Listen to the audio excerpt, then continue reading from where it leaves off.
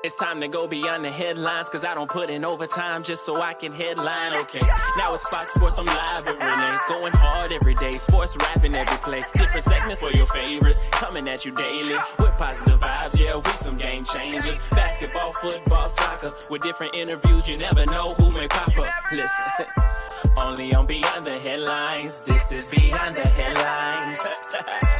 Only on Beyond the Headlines. This is Beyond the Headlines.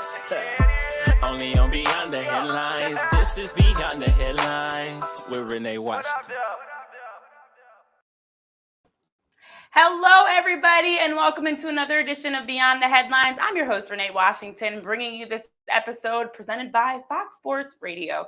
Well, each and every week, we are bringing you new stories and updates as we are talking through journeys, experiences, and getting a chance to learn more about some talented people across industries, music, sports, entertainment, and much, much more. Well, joining me this episode, we've got a great talented guest who has done a lot of tremendous things. He is an award-winning author. He was a producer with ESPN for 17 years. He has his own show that he hosts, and he's going to be joining us here from Connecticut. That is Jason Romano, host of Sports Spectrum podcast, two-time award-winning author, and Emmy winner.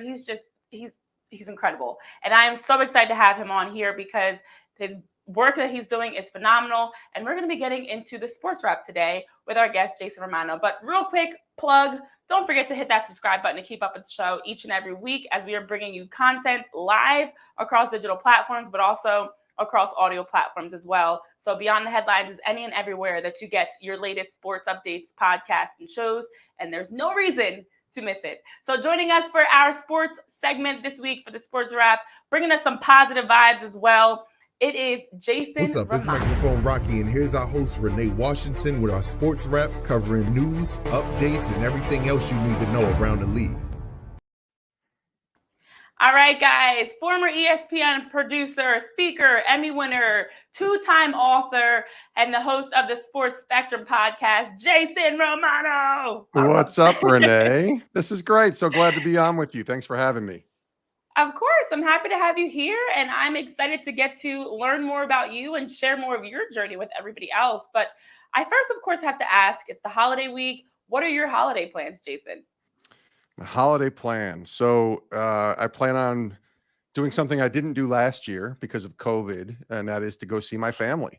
I'll be with my wife and my daughter here in Connecticut, and we'll get in the car on Thursday, and we'll drive to New York, a couple hours away, upstate New York, and go and see her parents and her sister and her brother-in-law and see the family there for Thanksgiving. And then the day after, I'll get to see my mom and my stepdad and my couple of my step siblings and just hang out.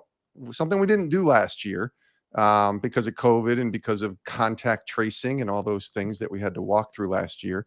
But this year with vaccinations and I think a little more, even though the numbers are still there and the COVID is still there, I think we're all kind of a little bit more comfortable with being around family, and certainly we'll be careful, but I'm just excited to spend time with my family on Thanksgiving. It's a good day. It'll be a good day.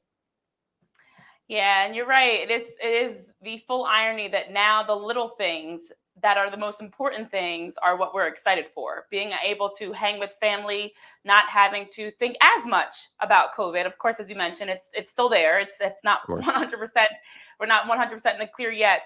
But to be able to be around family and enjoy, this time eating together, celebrating together, watching sports, football, talking, laughing, playing games. That's what it's all about. So I agree with you. Something we didn't get to do as much last year that we now can do that we probably many of us took for granted, but we won't anymore. That's so true. No, that's so true. I remember Zooming with my parents last year, my family, and we were just missing them, right? It felt great to Zoom with them, but it felt awful to have to Zoom and not be able to be with them in person. So this year it'll be special. And I think it's things like that that remind us of just why it's important to be grateful each day and how each day is a gift, and just being able to spend time with your family for as long as you have them here is such a beautiful thing. So yeah, I'm excited. And I know my wife is too. Yeah, absolutely. That's what it's all about. The holidays are all about that family time. So I could not agree with you more. Now, shifting into just your experiences, you're still in Connecticut. Your journey is incredible. and just taking a look at all that you've been able to accomplish.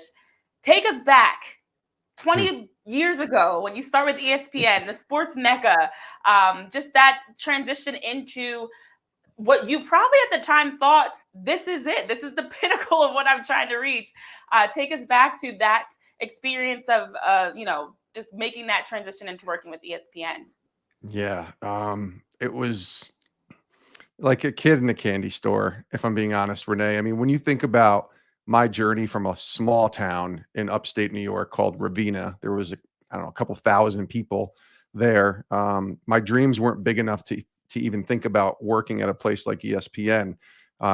And I did dream about broadcasting, but certainly not ESPN. So when I got there, it really was beyond my wildest dreams. I would say it was a dream come true, but my dreams weren't big enough because I didn't dream about ESPN. But man, it was so great to work there. I remember that first day going in and seeing Dan Patrick, seeing Keith Olbermann, seeing Rich Eisen and Stuart Scott, and some of these legends that worked at ESPN for so many years, and Chris Berman, of course, and Bob Lee, and thinking, man, I'm coworkers with them now. I'm colleagues with them. This is crazy.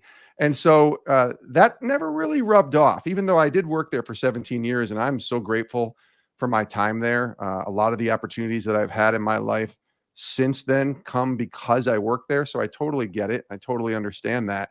So I'm really, truly grateful that I had that time there. But that, I don't know, that shiny new car smell never really rubbed off or eroded for me. That was something every day for the most part that I would walk in and kind of just pinch myself and say, look where I get to work. I mean, this is kind of cool. We get to work in the toy department of broadcasting every single day in sports. And we took our job seriously, of course, and we wanted to do great work, not just good work. But you also remember that you're just talking about sports. We're not trying to save the world here. We're just trying to do good work and talk about something that people are passionate about. And so, yeah, when I got there, I mean, it was completely different than when I left there. In the span of 17 years from the year 2000 until the year 2017, so much changed at ESPN, not just the shows and, the hosts and people like that, and turnover, of course, and personnel, but just in the way that you reported news, the way that you covered it, the way that you even acquired a guest, to have a guest on a show. I remember the first year I worked at ESPN, I was on Mike and Mike in the morning when they had just gone on the air. And we were booking guests via fax machine, and email eventually became acceptable like maybe 6 months later. So this is how long ago this was. And by the time I left, I was booking guests and connecting with people through social media, through text, obviously. And I had tons more relationships when I left than I did when I got there. And so much evolved. I mean, even like the digital landscape and the internet and social media wasn't around when I got there, but it was my job when I left. So yeah, it was so much fun to be there and really watch the evolution of how we were telling stories at ESPN. The stories didn't change. The content didn't change. The way we told them is what changed. And that was kind of fun to be a part of. Wow. Yeah. And you know what? I'm glad we took that trip down memory lane, because as you're mentioning, it is just incredible when you think about not only the evolution of the sports industry, but as you mentioned, the world, going from fax machines and emails to social media and being able, I mean, even I think about texting and phone calls, how that's evolved, to now be able to just pick up the phone and shoot someone a text really quickly. It's just incredible the influence that the world has also had on the way that you did your job.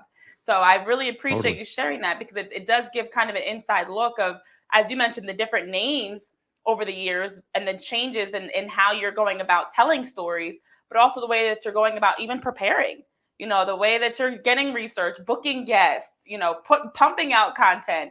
Now we have more conversations like this that are digital.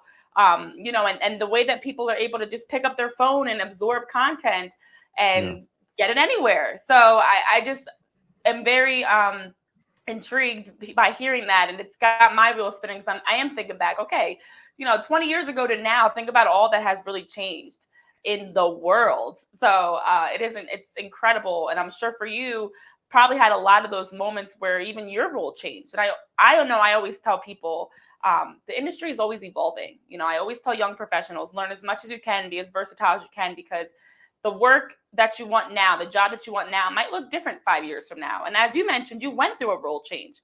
How did you directly see the evolution and just the transformation of your role within sports and the way that the industry kind of evolved over the last 2 decades, if you want to take us back? Yeah. I mean, I had three particularly different jobs, unique jobs when I was at ESPN. My first 3.5 years, I was a radio producer, and those jobs still exist. ESPN Radio obviously is still a very large network with a lot of people listening. So that job hasn't really changed. I'm sure the way that I did my job 17 years ago and the way that it's done now is probably a little different just with technology, but that job still exists. From 2004 to 2012, my 8-year or 9-year trek there into the TV side of ESPN, I worked as a television talent producer, talent booker. I was also a line producer on Outside the Lines for a year.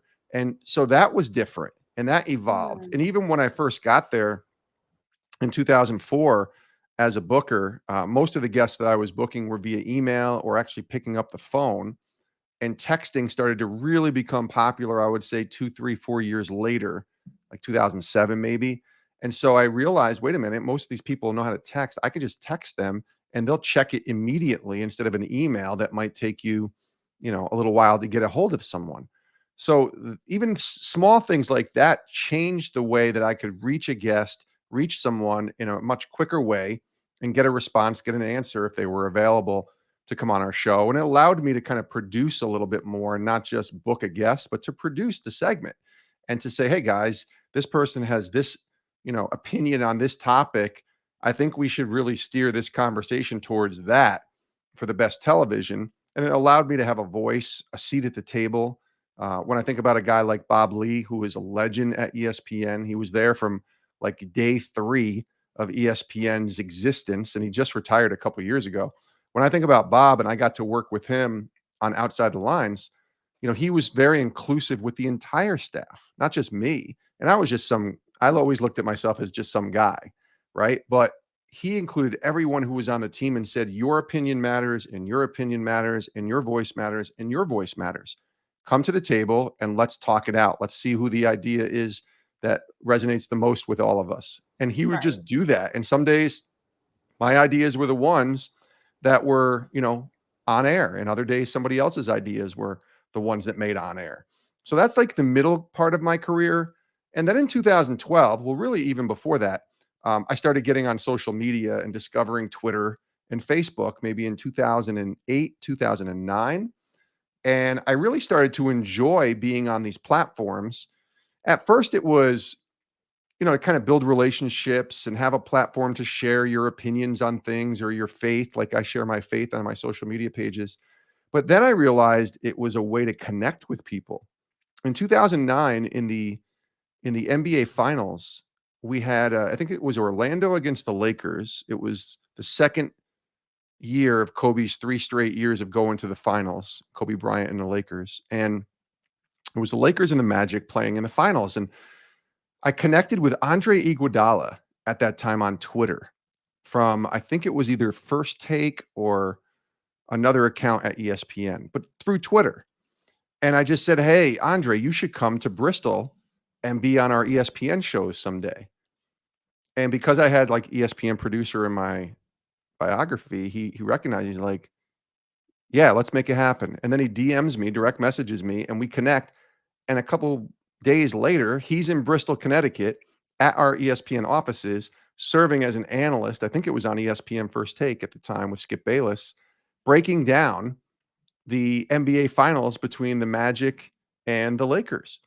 And I thought, oh my goodness, this is different. I booked Andre Iguodala through Twitter, not through an agent or having his number or a connection. This was because of social media being in existence. This man, who was just coming up at that point with the Philadelphia 76ers, a good player. Obviously, he's had an amazing career and won titles now with the Warriors. But when he was just coming up, I thought, wow, this is a different game now with what we're doing as producers, and Twitter has to become part of that. And that changed the game. In 2012, I was approached to help start the NFL social media at ESPN and kind of transfer into my final job at ESPN in social media and digital media. And I thought, wait, somebody's paying me to tweet? Really? And I've been here at ESPN for 12 years and now I'm tweeting for a living. This is what's happening. But I loved it. It was such a cool new challenge in this very, very new space of social media to work on a sport that I loved. I love the NFL. It's my favorite sport. So to kind of build up an NFL social media brand at ESPN and work on Twitter and Instagram and Facebook and be more than just tweeting though, right? I mean, it sounds like all I do is tweet, but you're really creating content. You're creating videos. You're creating all the different kind of promotional opportunities to push towards the ESPN shows that we have. You're covering the news. You might even do a couple interviews on there. So it's been, it was quite the journey.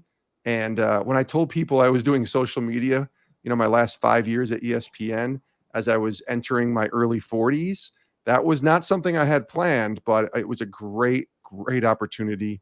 And then I finished my career, my last year, working back again on Mike and Mike in the morning, but doing social media for them.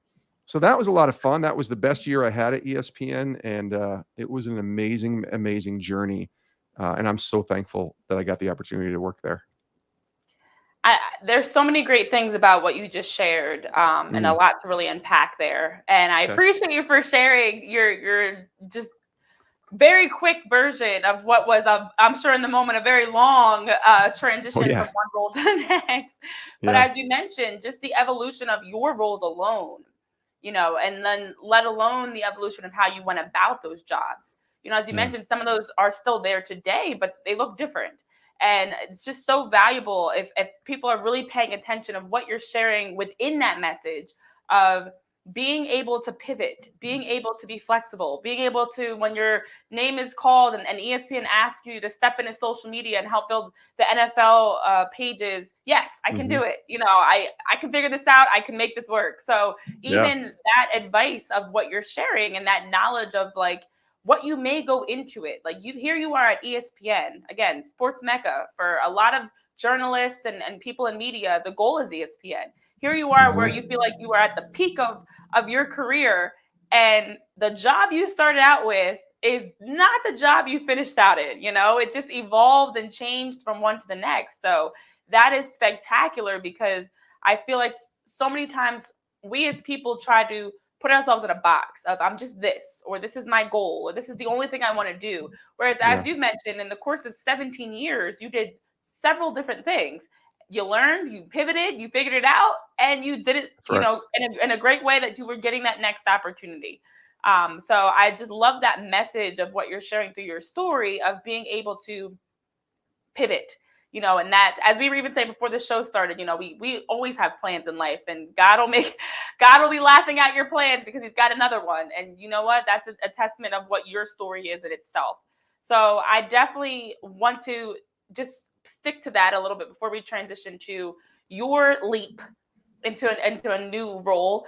Into what is that advice you would give somebody else? You have worked in so many great aspects of sports. You've worked with so many talented professionals, and you've done so much and accomplished so much, not only on the sports side, but again, writing books and speaking and doing all these other aspects of your career so well. What is your advice to someone that is maybe just getting started out, kind of where you were 20, 30 years ago?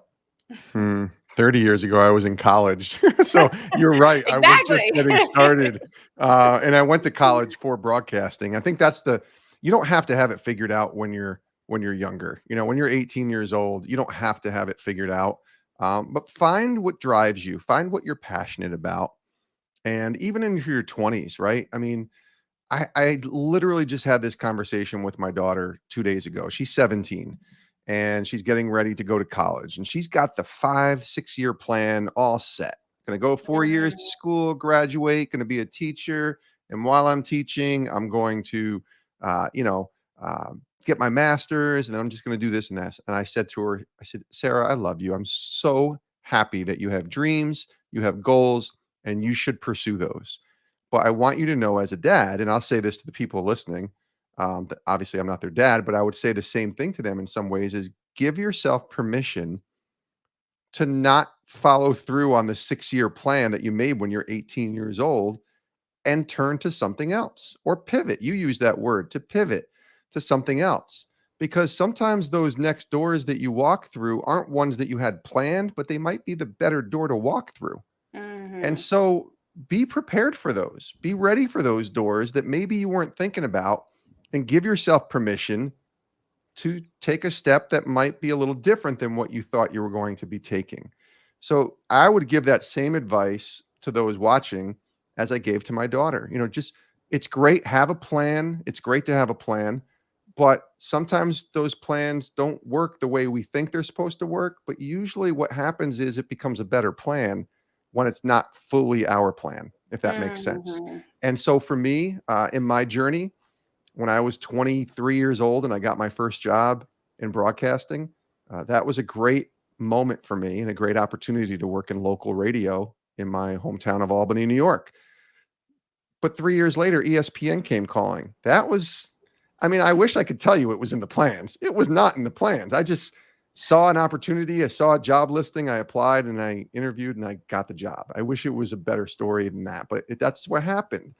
But it wasn't in my plans. And then when I got to ESPN, I didn't know that I would leave radio to go to television. I certainly didn't think I would go from television to social media, which didn't even exist 5 years earlier.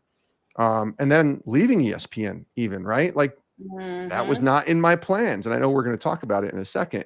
So just give yourself permission to pivot if you need to, but man, go hard after your dreams. And one other thing I'll say, what you want to do is as best as possible, try to find your sweet spot. And you might say, well, what's the sweet spot, Jason? So for me, when I've watched people come in, younger people than myself, even my own journey, I try to find what I'm good at and what I'm passionate about. And if you can do those two things and kind of mingle them together and put them together, you're in your sweet spot. That's what I call it. So something you're good at. So you got to find your talent. What are you good at? And that means trying a few things sometimes. I wanted to be on air when I was 20 years old. That didn't work out for me right away, but I got to be producing, and that producing opportunity showed that I had the skills to be a pretty good producer.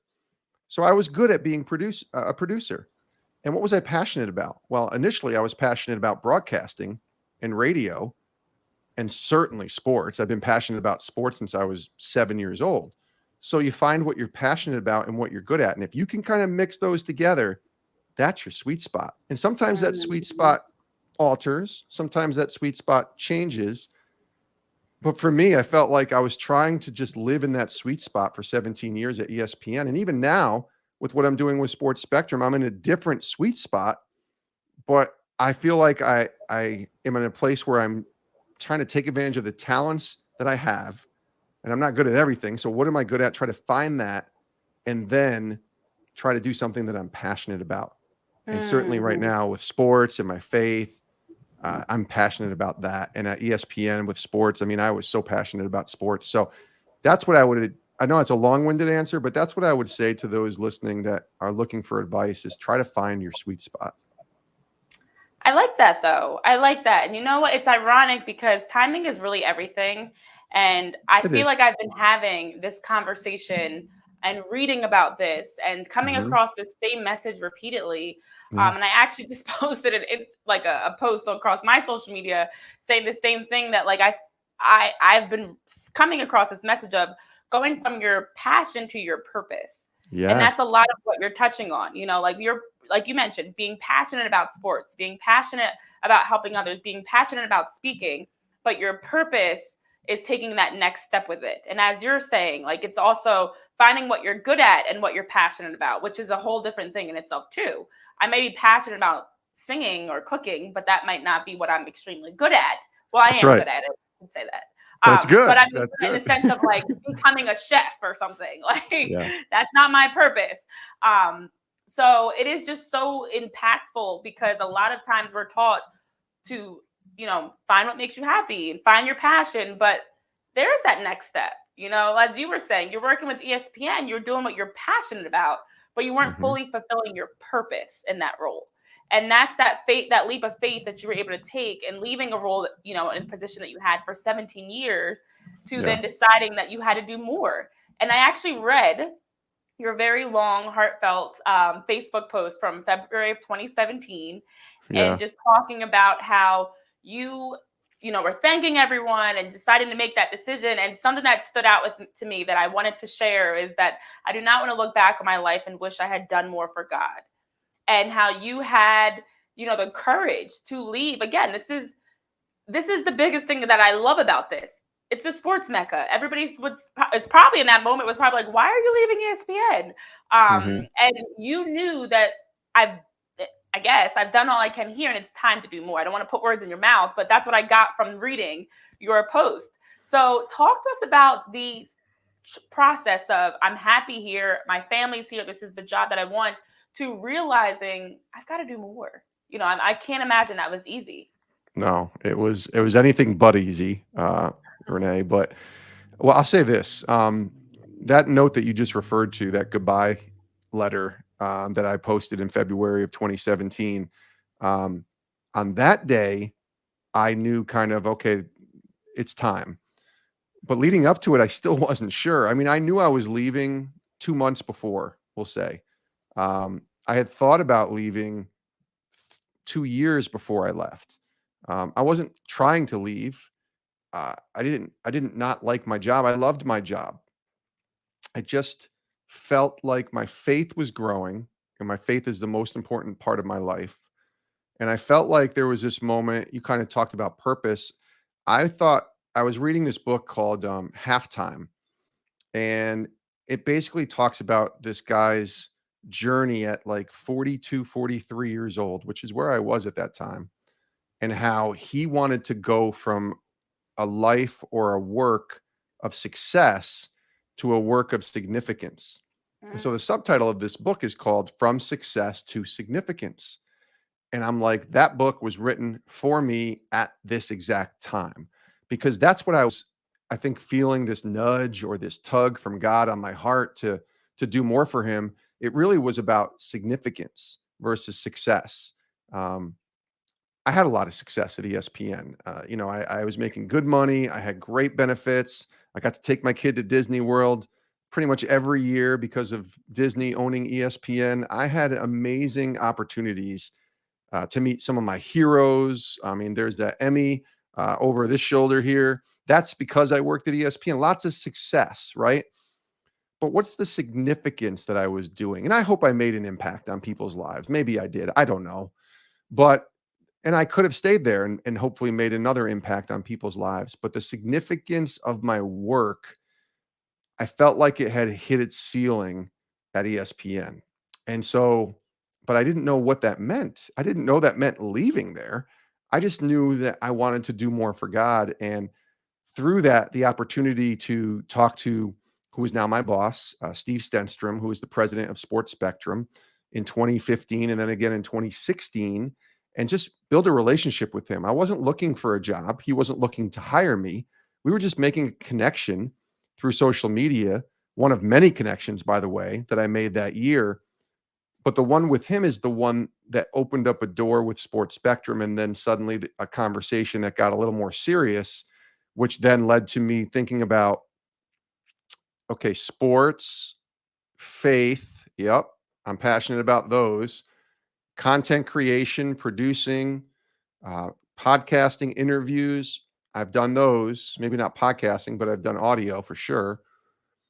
This could be something that feels like a perfect sweet spot for me, a new sweet spot. But here's the kicker, Renee. How many people, when they're told that they could go into this new opportunity, would say yes if it was a 40% pay cut? And that was my situation, because my boss couldn't offer me a raise. He couldn't say, I want you to come work for us and I'm going to pay you double. You know, most people wouldn't even blink on something like that. Of course, it's clearly from God. Yeah. I'm out of here.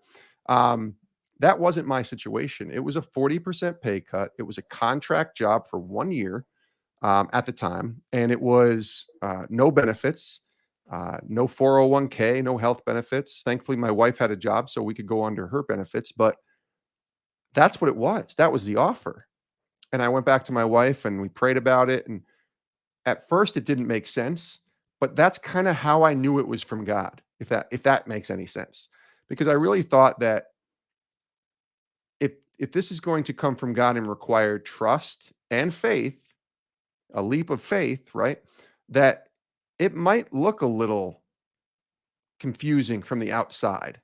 And so I prayed about this really hard and I said, yes. I said, let's do this. And my gut told me if this was from God, it would work. If this was from Jason, it would crumble quickly. And so that was where my faith came truly to a testing here was, okay, this doesn't look like the perfect situation from the outside. It might look great on social media, oh, I get to do a podcast, but it's not when you're talking about money and you're talking about finances. But I just knew if I was trusting God and this was from him, that this was going to work out. He was going to make a way that maybe I couldn't see. And I can tell you now, almost 5 years later, he's clearly made a way in more ways than one, with books and the podcast and director of media and overseeing an amazing team with Sports Spectrum and the growth of our brand and the continuing evolution of the content that we're creating, opportunities to speak and travel across the country, opportunities to do shows like this with you. In my opinion, those don't happen if I stay at ESPN in the comfortable position. It doesn't mean that amazing things would not have happened if I did stay. But I had to take that leap really to, first of all, test my faith, right? Your faith isn't your faith until it's tested. But then to really look at God and say, okay, you can do exceedingly and abundantly more than I could ever do. I say that. Let's see it. I trust you here. Wherever you want to take me, let's go. And he's taken me in more places than I could have ever imagined, with more experiences than that I didn't even get to experience when I was at ESPN. And I'm not looking back. Let's put it that way. Wow. Well, congratulations to you, first of all, on this incredible testimony and story. Thank you. It's not done yet, of course. But again, timing is everything, because I just heard this message and it was, sometimes you have to lose to win. And, Yes. that's perfect in line with literally your story, in that you took a step back, a 40% pay cut, not having health care, really taking that leap of faith to pursue something bigger. And I think that is the hardest thing. And I love what you said about that's how you knew it, probably because it didn't make sense. That's how you knew it was probably something you had to do, that God was pushing you into, or moving you into, I should say. So Yeah. I think it's so fitting, because so many of us are waiting for like this clear sign, and we expect that, like, with flashing lights, it's gonna be like, this is what you need to do, this is what's next, or like this, like Wizard of Oz, where the path is gonna like light up for us or something. Right. Like, Seriously. that is not life. It's not. It's That's not life not at all. the way it works. No, it's not. And I think what does come on the other end, though, is taking that chance. You call it a leap of faith, but for me, I was taking a chance. And I remember telling my wife, if this doesn't work, I'll know pretty quickly. It'll kind of crumble, and I'll just go back to ESPN if they would have me, or go somewhere else. I feel like I had invested enough in 17 years there and 20 years in the business to be able to say, okay, I have enough experience that I could find another job in that same vein if I needed to. But that's the risk, and we all have to take risks at some point. We can stay in our comfortable bubbles, and that's okay. That's okay. It really is. If you're comfortable where you work at and you're happy, it's great. Some people will work at ESPN for 40 years. That's great. If they love the job and they're comfortable in there and that's what they want to do and they can work their way up, man, all the power to you. I will never demean or rip apart anybody who wants to pursue a dream like that. But I think the coolest thing is when you do take a risk.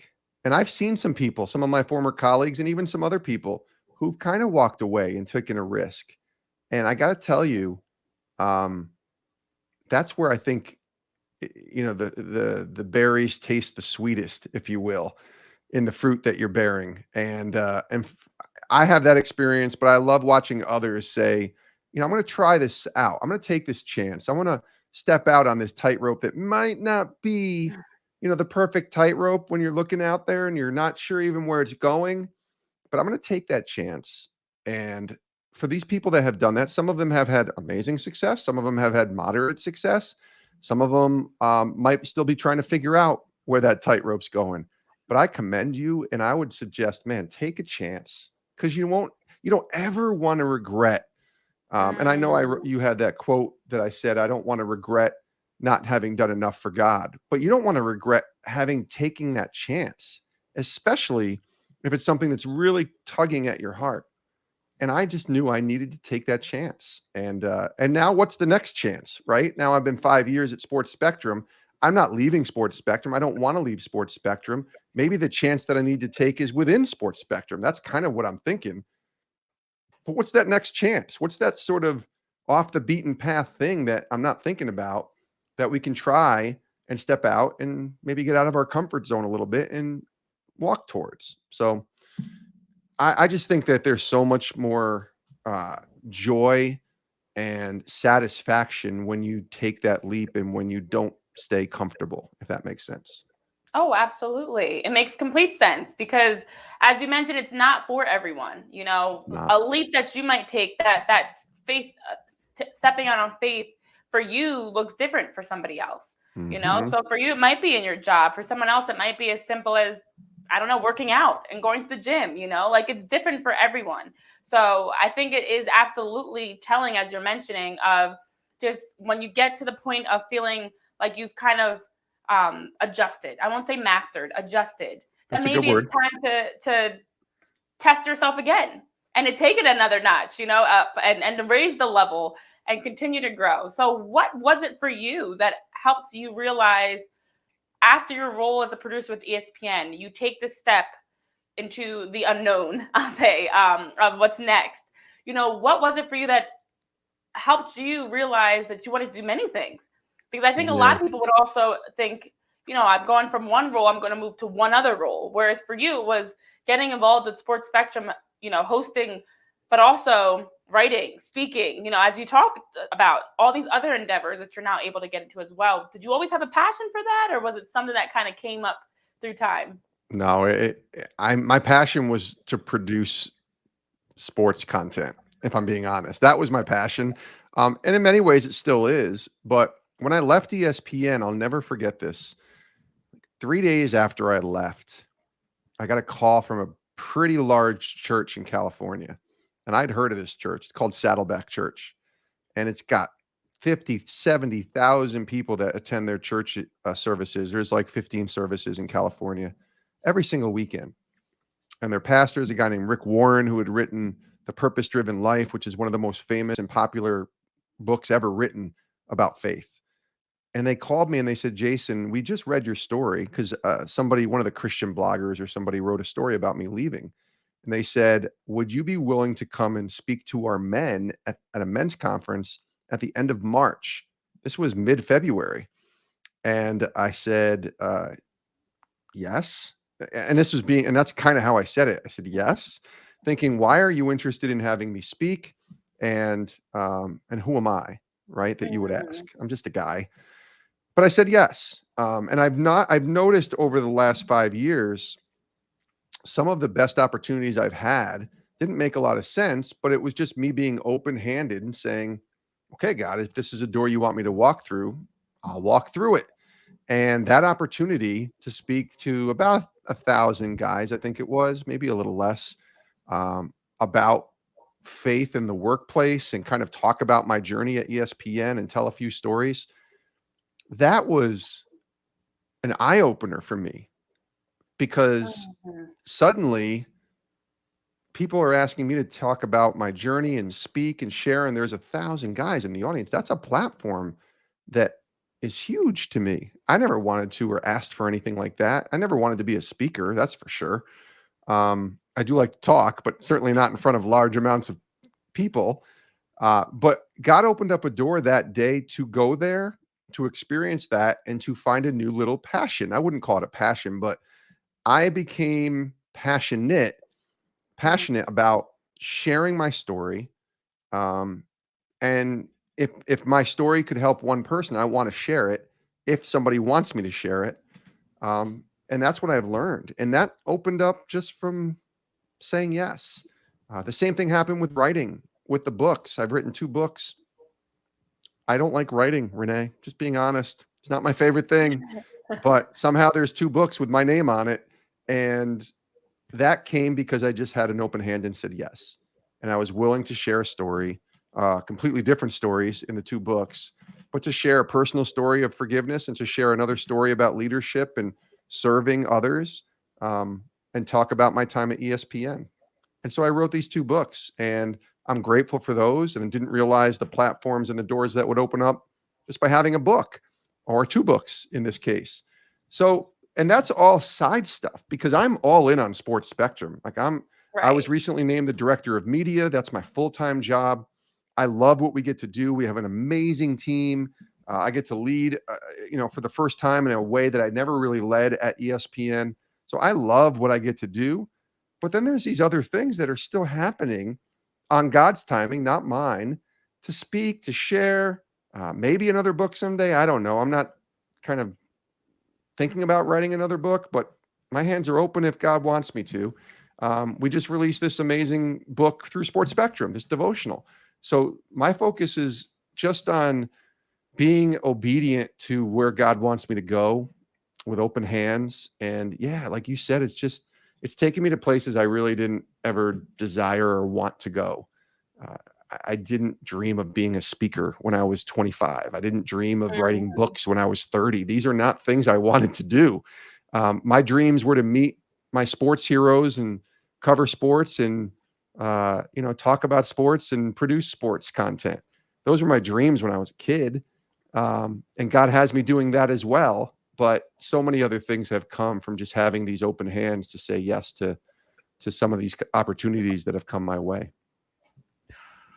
Incredible. I know you have to get ready to leave. I know we're pressed for time. I feel like we could talk forever. But I do want to give you a quick moment to just plug and promote your books, your show, all that you've got going on, because as you're sharing, and for those tuning in, as they're hearing all the great things you're doing, it's incredible. It's remarkable, and you're very booked and busy. So share with everybody what you've got going on. Thank you. Yeah. Well, the first thing I'll start with is Sports Spectrum. So our website, sportspectrum.com, is a great place to go. There's content updated every day at sportspectrum.com, articles, all of our podcasts. We have a podcast network of shows. We have 4 shows right now. I get to host one of them, the flagship show, Sports Spectrum's podcast. And, there's 3 of those coming out every single week, sometimes 4 episodes every week that I get to host and have some other people contribute to. We have a weekly show, a football show now that is kind of like this, a streaming show that's on our YouTube channel, our Facebook channel, and at sportspectrum.com. I'm one of 3 hosts for that, including a colleague of yours at Fox Sports, Brock Heward, is a part of our show on the weekly slant. And it's the only faith and football show that's out there. There's a lot of football shows. There's a lot of faith shows. There's not any that have football with a faith component to it. That's what we get to do. And that's Wednesday nights, tomorrow night, actually, as we do this live, Wednesday nights, 8 p.m. Eastern, streaming, like I said, at sportspectrum.com. Tomorrow we'll have Matthew Slater on our show, who is a New England Patriots 9-time Pro Bowler, all-pro special teams ace. So he'll be on to talk about the Patriots and their season thus far and how they're doing, and but also talk about his faith and that importance of having that faith and living that faith out as a football player. So we have that. I mean, we really do have a lot. So you're giving me a chance to promote. I'm going to go all out. But the thing I'm most excited about is this thing I'm holding in my hand, which is the Increase 52-week devotional. So this thing just released I would say a week or 2 ago. And it comes from the producers of Sports Spectrum. And there's 52 stories from professional athletes and other people in the pro sports industry. and it's their God story, their faith story, and it's written in a devotional form, so you can kind of go through it once a week, as growing in your own faith. Maybe you want to go through it with your kids if you're looking for an idea to, grow. If you have a kid in your life that is a big sports fan and you want to kind of go on a faith journey with them, this is a great devotional for that. So I'm really excited. This is the third book that I've been associated with besides the two that I wrote. And I'm most excited about this because this is a resource more than just entertainment. And I'm so glad that it was all of these stories that we tell from different players in the world of baseball and football and hockey and basketball came from interviews that I was able to do on Sports Spectrum. So it's kind of like the fruit of 4.5 years of interviews kind of culminating into this book, which is about 105 pages, not a ton of pages here, but it's the perfect resource to grow in your spiritual journey. So I'm excited about this, and people can get this right now at theincrease.com. So that's the website. You can get it at Amazon as well if that's easier for you. But theincrease.com is where you can get our Increase 52-week devotional. The Increase, by the way, Renee, you'll like this, stands for a verse in John 3:30, which is he must increase, meaning God, and we must decrease. Oh. And you kind of said that earlier about sometimes you have to lose to win. Well, that's what the Increase experience is about. And you can kind of see the logo there. I don't know if you can see it, that logo right there. It's pointing up as in red to God and pointing down as in blue for us. And it represents this increase experience that you can have with God, where we decrease ourselves, but we increase in him. And so I'm excited about this devotional. Theincrease.com is the website. Thanks for showing it there on the screen. And by the way, there's other resources at theincrease.com as well. But this devotional is the thing I'm most excited about right now. Oh, wow. Again, timing is everything, because right now have been reading a book, and it's talking a lot about these same messages about, being able to understand that you have to lose to win, or taking a step back to, sometimes have a bigger step forward. And as you're talking about, being able to understand that there's bigger things in front of you than what's behind you and what you've gone through. So I love that. And I definitely appreciate you for taking time. I know you've got a booked and busy schedule, so I appreciate you taking time to join us to talk about all the work that you're doing, your books, Live to Forgive, the Uniform of Leadership, as well as the 52-week devotional that people can check out. And so thank you so much, Jason. I'll let you skedaddle since I know you've got to bounce. But thank you again for taking time to share with us about your journey. And I'm excited to see what the next chapter holds for you. Oh, you're welcome, Renee. Thanks for having me. Happy Thanksgiving to you. And anytime you want to have a chat again, please don't hesitate. Let's do it. Absolutely. Happy Thanksgiving to you as well. Enjoy getting some turkey and delicious food, and spending time with family, most importantly. That's it. Thanks so much. Thanks again for the opportunity. Thank you. Of course. Thank you. And there you guys have it again. Check out Jason's books. Incredible reads. I actually am going to be looking into them as well, especially the 52-week devotional, Live to Forgive, the Uniform of Leadership, and the 52-week devotional. And that website you can get more at is theincrease.com to find out more information. So if you weren't motivated by that, I don't know what else I can give you. That was an incredible story from Jason Romano, just sharing his own experiences, the work that he is doing, and just doing a tremendous job in being able to connect sports, faith, and so much more, in having a career that after 17 years at ESPN, many would think that's the peak, but no, that was just the beginning of a new chapter for him. So thank you guys for tuning in. Dame, thank you. We had you on the show last week. Nice to have you here, tuning in and watching. As always, I appreciate you guys for tuning in to another edition of Beyond the Headlines with me, your host, Renee Washington. And you can always check us out for more. If you miss an episode, want to rewatch, re-listen, catch an episode, we are across all social media platforms. So be sure to hit that subscribe button so you can follow with the show each and every week as we are bringing you more content. My own pages at Renee P. Wash on Twitter, at Renee P. Washington on Facebook and Instagram. I hope you guys have a great Thanksgiving holiday. Thank you, Brian H. Waters, brother Brian, for tuning in as well. Have an awesome holiday, you guys. Enjoy stuffing your face, and make sure this is my game plan. You go in your first plate, okay? You get like those initial things, because you're starved at that point. You get the biggest things that you're really jonesing, that you got taste for. That second plate, make sure you get some stuff you missed. Go back, get some of those sides that you missed. Get some of those things you missed. And then when you get real tired, take a quick nap. You know, of course, there's football games on and everything, so you got to work it around that. Time it perfectly. Maybe if it's during a slower game, if one of the games ends up being a blowout or something, get yourself a quick nap, go get dessert, and then, you know, do it all over again and repeat. Okay, so that's the rotation. Plate number 1, you prioritize. Plate number 2 is the, you know, things you missed. Plate 3 is dessert. Nap, repeat, do it all over again, and then you do it again the next day. That's the plan. That's it.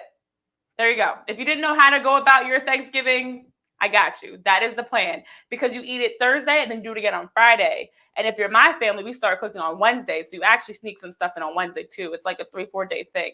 But anyways, I hope you guys have an awesome Thanksgiving. Thank you so much for tuning in. As always, I'm excited to bring you these great stories, and I look forward to seeing you guys next week for more great interviews and stories here on Beyond the Headlines. Have a good one. Stay blessed. Enjoy your holidays, and I'll see you guys next time. Bye. Only on Beyond the Headlines. This is Beyond the Headlines. Only on Beyond the Headlines. This is Beyond the Headlines. Only on Beyond the Headlines. This is Beyond the Headlines with Renee Washington.